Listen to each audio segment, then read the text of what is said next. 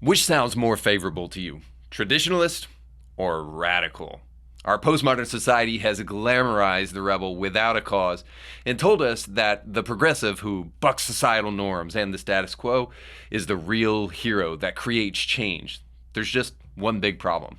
Throughout history, the person who has changed the world and bucked the status quo by calling us back to truth is the conservative. They have the bravery to pull us back from the brink and back onto solid ground. While the world wants to OnlyFans itself into extinction, the conservative says maybe a mom and a dad in a home raising a kid is not only the real radical choice, but also way better for you and society. In the 60s and the 70s in movies, we saw Thomas More and A Man for All Seasons refusing to bless the king's redefinition of marriage and paying the ultimate price for it. In Beckett, we saw a rebel turned priest become the ultimate rebel with a cause because he lost his life refusing to honor the king's sexual deviancy. In all, we see the real heroes in society don't pull us into the future.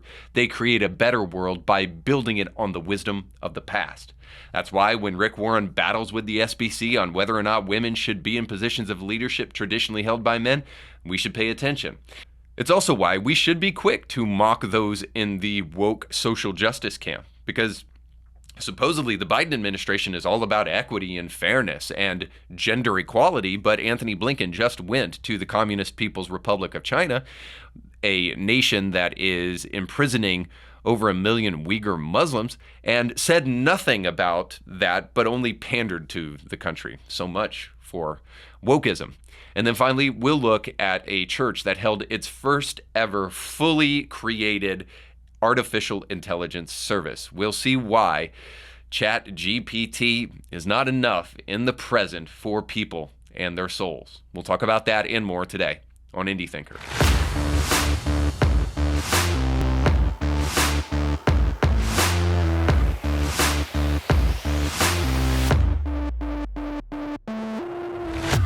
Welcome to the show. Don't forget to like, share, and subscribe, and to check out today's show's sponsor, Kevin Blair and the Element Home Loans Mortgage team. If you're looking for your dream home, they can help you do that. And I know what you're thinking. Right now, it's a nightmare to shop for a home. Maybe you're dealing with low inventory, high interest rates, or any number of things. Maybe you're even dealing with the nightmare of a conventional bank who's promised you a great interest rate or promised you a million different packages that they can't actually give you, because they just tried to reel you in with a Rocket Mortgage-like kind of incentive package that may not necessarily be all it's cracked up to be, because they were just merely trying to get your business without helping you really do what's in your best interest. Now, you'll never have to worry about that with Kevin Blair and my friends over at Element Home Loans. But to see that for yourself, you need to go get pre-approved today for free. Beyond even buying your dream home and escaping the nightmares of society, you can also potentially even refinance your home in the future for free if you qualify, and so many other packages that they have that you just won't find anywhere else. But again, to see everything that they can do for you, you need to go to kbmtg.com, and when you do so, let them know that Indie Thinker sent you. Well, today I hope to kind of combine faith with reason, and in the process, maybe discuss some things that I hope will give you the confidence to feel like you can also voice your thoughts on some pretty tense issues, as we are seeing right now happen with Rick Warren and the SBC, because the Southern Baptist Convention has voted to remove Rick Warren's church that he started so long ago in Orange County, Saddleback Church, from the SBC because of their decision to put women in a position of leadership. Now, this is a pretty charged topic, which is why I love to run into these things full bore, because we've been told throughout probably our Christian career that, we need to tread lightly on these things, and that we need to be very careful, and that we need to be a safe zone. And rather, I think we've done each and every one of ourselves and other people a disservice by thinking like this. The reality is open discussion, free discourse of ideas, being willing to take unpopular stances on things that you feel are true, not just for the sake of being unpopular, but for the sake of being true, are actually very beneficial to each and every one of us. And so as we talk about this very controversial subject, because of, as I'll try to explain later, the way our society has become, it's important that we have the courage and the bravery to speak the truth and do so in a way that we feel is accurate to not just what we think and what we feel, but according to what we see in the Bible. Now, this is especially true when it comes to an organization like the Southern Baptist Convention and Rick Warren's church. Now, you may have a numerous amount of feelings on this issue, but the one thing I want to try to fight for each and every one of us, because the moral of the story, of this first story, and why I'm starting with it, is that we need to be careful to understand how much of our thinking has been influenced by the culture and how much of it has actually been influenced by the teachings of Scripture. So when we're talking about Rick Warren and we're talking about the SBC, we're not talking about a secular institution. You may have a different opinion when it comes to Procter & Gamble, or a different opinion when it comes to Coca-Cola and the fact that CEOs can be women and those positions of authority. That's a different show for a different day, frankly. But we're talking about now a Christian organization based upon Christian scriptural ideas. And so I think it's important for us to kind of suss out what that looks like as much as possible from a Christian perspective. Before we do that, I want you to hear from Rick Warren himself as he gives kind of his swan song, his last speech at the Southern Baptist Convention that just took place, I think a couple of weeks ago or last week. But nonetheless, his swan song as he's giving his last speech before his church is officially removed from the SBC. So here's that. No, it's customary for a guy who's about to be hung to let him say his dying words. I have no intention of defending myself. I have taught my kids and grandkids for years, I am most like Christ when I refuse to defend myself. Here's my love letter to you, because I really am grateful. If this is my last convention, because of Southern Baptist polity, I was allowed to serve one church for life. That's not possible in most denominations. And grew it to become the largest church in this convention. Because Southern Baptist gave me a passion for evangelism and mission, we baptized 56,631 new believers.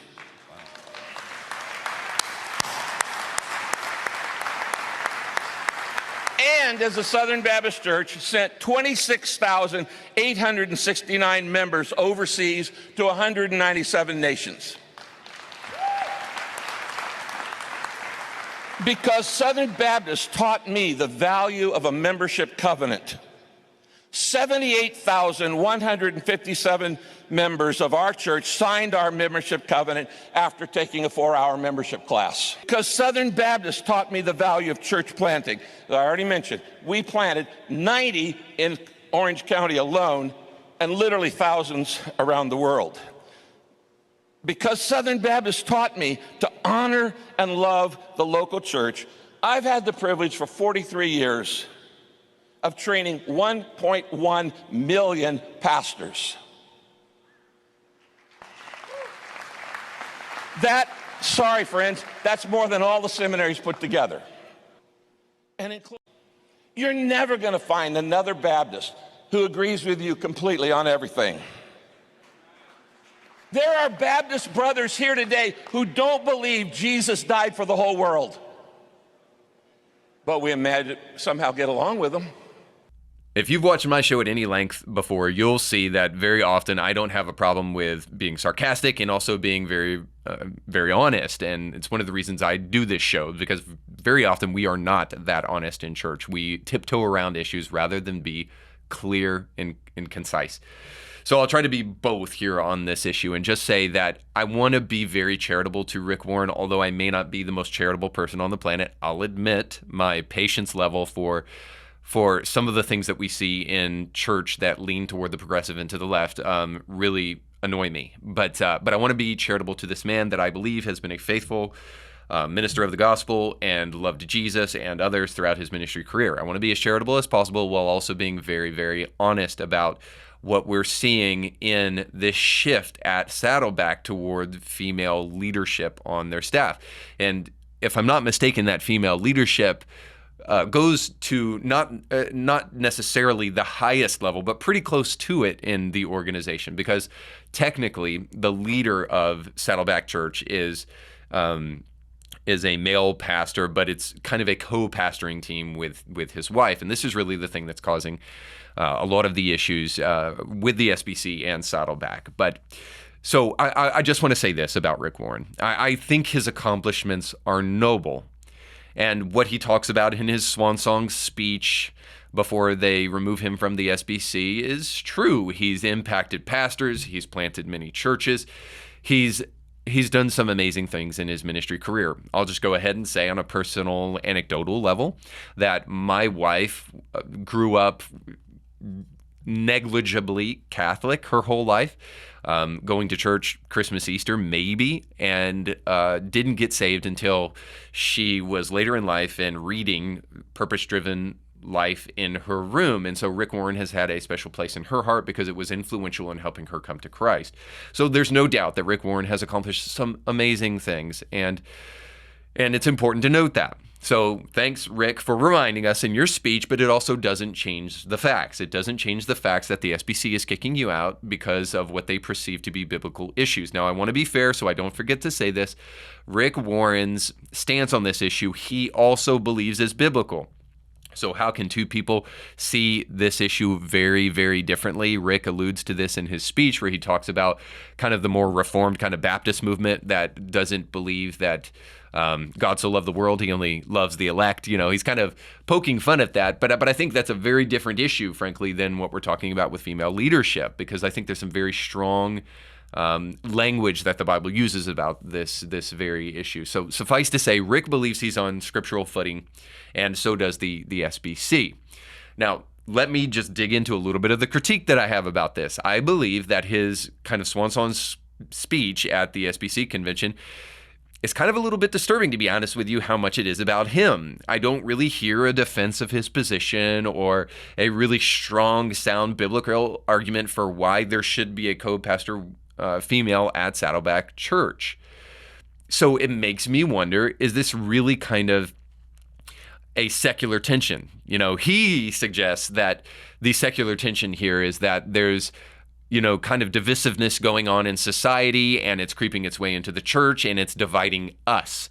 Rather, my contention is that I think society is largely matriarchal, and that the reason that he has this desire in his latter years to kind of push toward female leadership actually is a secular imperative rather than a biblical one.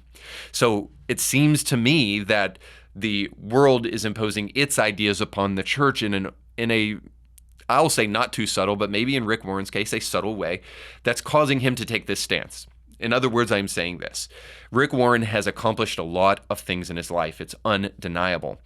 Is it at least possible that Rick Warren actually is trying to accomplish one last thing before he leaves, and it's making these waves because he wants to be kind of a radical world changer, and he's just doing it from a secular perspective rather than from a biblical one?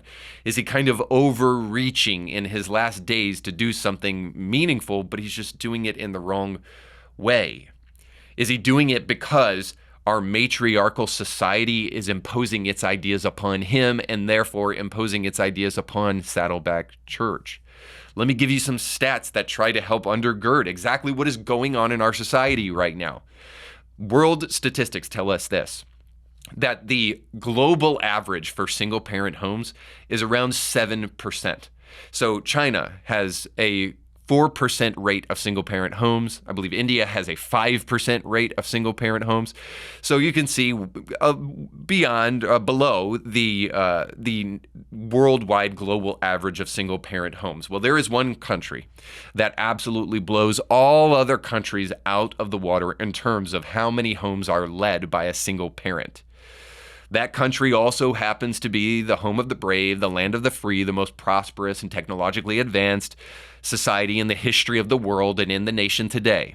And if you guessed that nation was America, you would be correct. Because while the global average for single-parent homes sits at around 7%, because we have life goals in America, we've absolutely demolished that, and our single-parent home rate in America is at 23%. So as you can see, 3 times the rate of the rest of the world, the world average.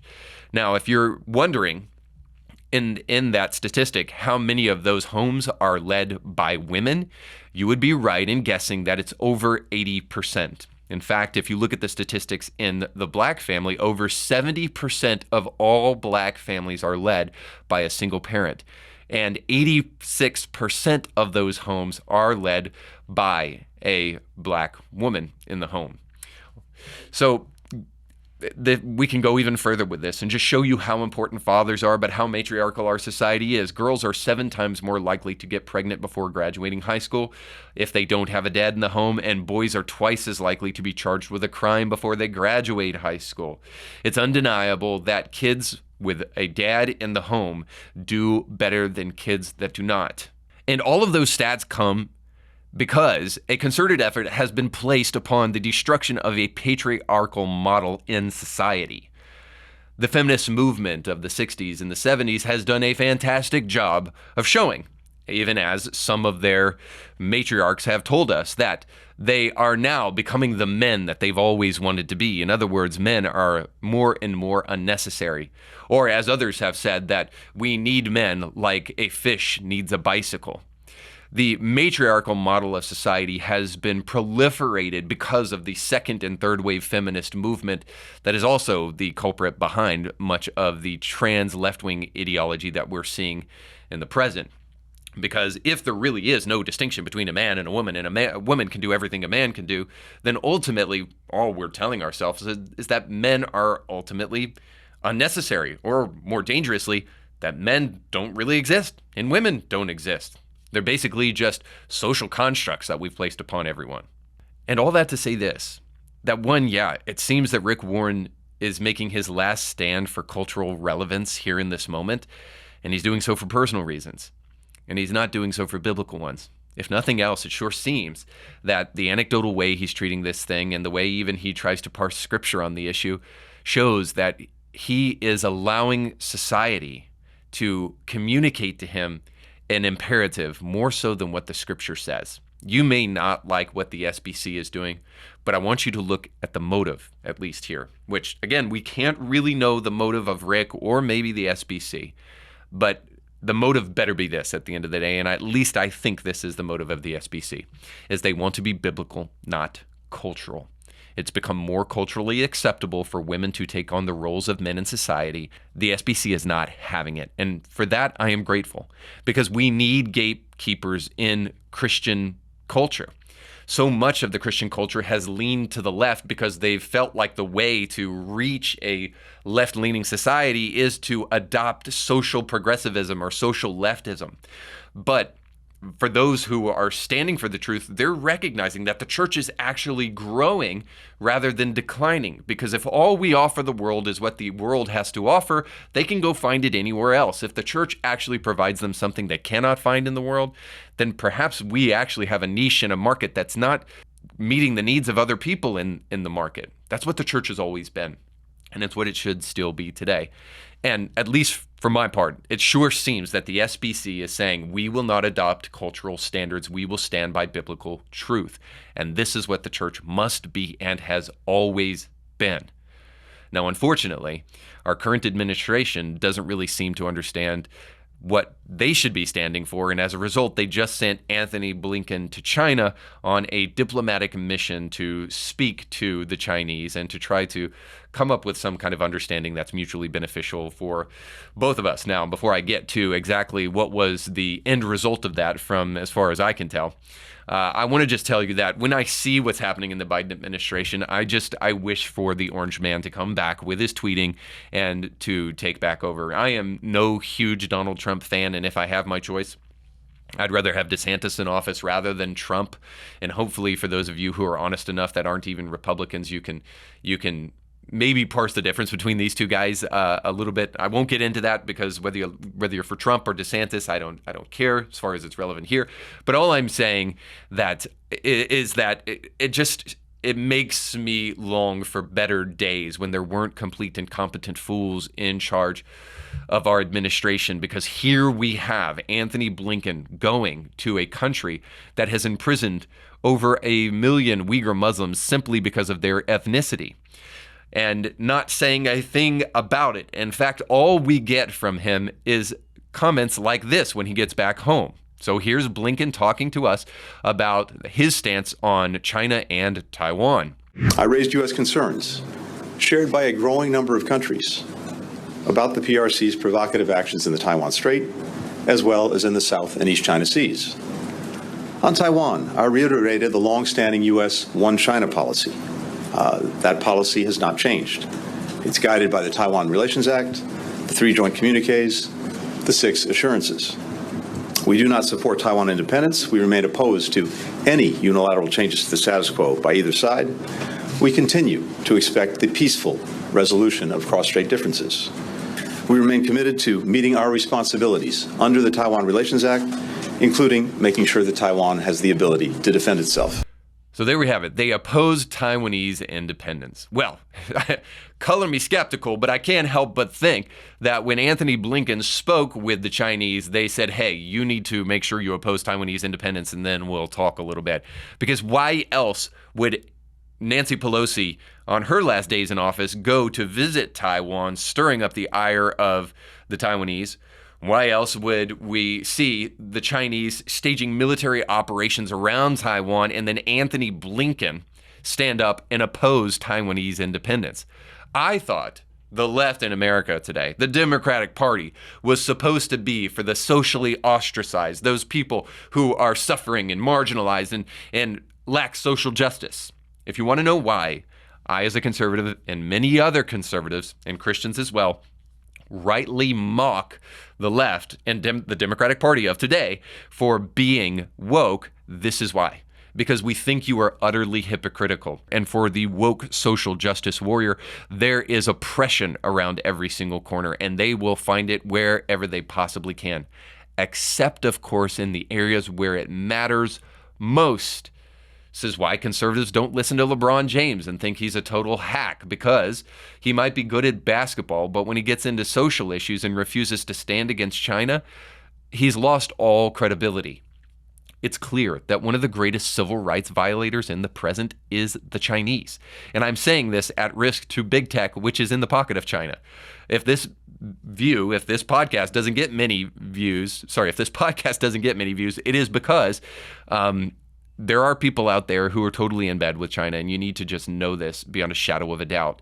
And if you really care about social justice, you'll remove the word social from it, and you'll just desire justice in every circumstance. And you'll be honest about it when it's achieved by the left, and you'll be honest about it when it's achieved by the right. So this is why we make fun of the woke movement, because it's not really interested in Uyghur Muslims, not really interested in the oppression of Taiwan and what China is doing. It's interested in merely political gain, which may be why Donald Trump is being indicted and charged with having all these boxes of information when Joe Biden had them as well. When, of course, one was the president and one was the vice president, while these boxes were in their possession. So suffice to say, the double standard here is glaring. The inanity of wokeism is totally glaring, and why Christians must also call out the nonsense of wokeism whenever they find it. Look, I get it. You have a bleeding heart. You want to stand up for people, and you find the easiest way to possibly do that that will cost you nothing. I, on the other hand, think that it is incumbent upon us to define love before we actually define what social justice is. And if we understand that love is willing the good of the other, then that means that if we're truly going to stand for justice, that we must do that which is in the best interest of other people, which would mean we do not allow Big Pharma to line their pockets with the money of confused small children that are under the age of 18 who think that they are trapped in the wrong body. We take a stand against a clinical profession that says that it is abuse to engage in conversion therapy. But when a person comes into their office and says, hey, I'm kind of battling gender dysphoria, or I'm battling being trapped in the wrong body, they immediately march them into a clinic where they can then make sure that person's body is butchered. So if a person experiences trauma, maybe it's best, in other words, not to just give them physical trauma, to also add to their emotional trauma. But the woke in modern society today won't define love, and therefore doesn't understand social justice, where it becomes incumbent upon us as Christians to do so. We must show that we have the true definition of love, which makes us uniquely qualified for the role of understanding what justice truly looks like. And by the way, it may also qualify us to understand what preaching in religion looks like, which is why when a church has its first ever artificial intelligence service, maybe we should take a brief walk down the lane of our final segment, Bible Study with Democrats. Oh, God of pronouns. If I'm correct in my assertion today that liberalism and progressivism is not actually courageous but weak, and that real courage is found in conservatism, then it's important that we understand that Christians must then classify themselves as conservative if they really truly want to be Christians. And these then conservative Christians need to help people understand what church actually is, so that we will not go about defining it any way that we want, as we see most recently in a church service that took place in Germany that was constructed entirely by artificial intelligence. So a unique sermon was delivered via artificial intelligence Friday in a Lutheran church in Germany. A Chat GPT chatbot asked the people in a fully packed St. Paul's church to rise from the pews and praise the Lord. The bot was personified by an avatar of a bearded black man on a huge screen above the altar. It preached to more than 300 people who showed up for the experimental Lutheran church service, generated almost entirely by artificial intelligence. So the real question comes at the end of the day, can a chatbot preach like a man? Well, yes, a chatbot can preach like a man in that it can communicate to a group of people. But no, it cannot preach like a Christian in that Christian preaching is way more than moral lessons. Christianity is something that must be experienced, and that experience fuels your understanding of what Christianity actually is. This is vitally important, not only because it undermines the existence of a chatbot being able to actually experience Christianity so that it knows what it's talking about on an experiential level, but also so that we can rightly define the difference between Christianity and other religions. See, in the present, so many people think that they actually understand what Christianity is, but they don't. They have a cultural understanding of Christianity, or an understanding of Christianity that's been passed down to them by their parents or some other way, but not actually a biblical definition of what Christianity actually is. By the way, this is the way many Christians even think about Christianity. They can call what they believe in Jesus, but if it doesn't look like the Jesus of Scripture, it's not the real Jesus. The way I can equate this is with a word. We use the word judgmental. Now, the way that word is used by Christians is almost always secular. Of course, Christians are supposed to judge on moral issues. Of course, Christians are supposed to judge whether or not a person is living a Christian life, and to point out the fact that, hey, adultery probably isn't a Christian practice does not make you judgmental. When the Bible talks about not being judgmental, it does so with two caveats. One, judgmentalism from a biblical perspective, when we're asked not to do so by Jesus ever so kindly, is he's asking us not to declare that the eternal destiny of a human being is predicated upon what we think. No, it's predicated upon what God thinks. So in other words, if we don't like somebody, we don't get to send them to hell. That's done by that person's actions based upon how it relates to Scripture. Now, more importantly, when Jesus says do not judge, he's also doing in the context of speaking to hypocrites who are doing the very things that they're telling other people not to do. And then he says, if you can get that stuff out of your eye, remove the plank that's in your own eye, then you can start working on the sawdust in other people's eye. In other words, you yourself need to be a real authentic Christian who has experienced God, and then you can finally start dealing with the world and the issues that are going on in the world. And so this is what I would say to the Chat GPT bot. Since you can't experience God, and since you will never know what it's like to have that plank removed from your eye, you actually have no idea what you're talking about. It's important to experience and to understand it from that experiential level. So no, they can't do it. But perhaps, maybe this is the bigger question that I'm really after at the end of the day. The real question to me is, can society tell the difference between a person who has really, truly experienced God, as the Christian claims you can, and the Chat GPT bot that will never be able to experience God? See, the problem today is that we have a socially constructed understanding of what Christianity is. And this happens left and right, to be sure. So this is the Jesus and John Wayne way of doing church, where you want to kind of use your intersectionality and your feminist lens to view Christianity. But this also happens with those who are on the right in kind of more of the fundamental, sometimes Baptist circles, but fundamental circles where people just go to church on Sunday and they say they're a Christian because they go to church because it's a part of the culture, not because they've actually experienced God and met God. This is the contention of Christianity throughout the ages. So, suffice to say, a society that is zoned out on drugs and porn, or just even simply Netflix, are entertained to death that they can't really know what a real Christian sermon looks like, is the real problem at the end of the day.